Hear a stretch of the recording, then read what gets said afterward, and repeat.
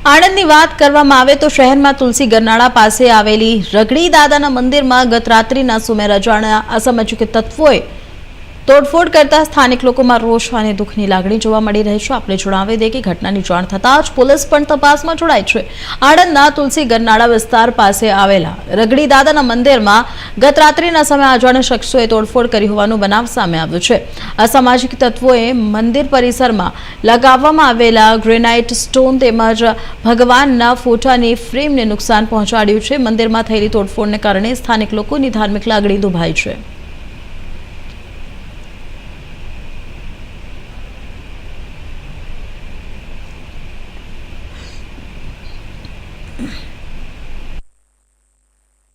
તોડફોડ કરવામાં આવી છે, શાનું મંદિર છે અને શું થયું છે?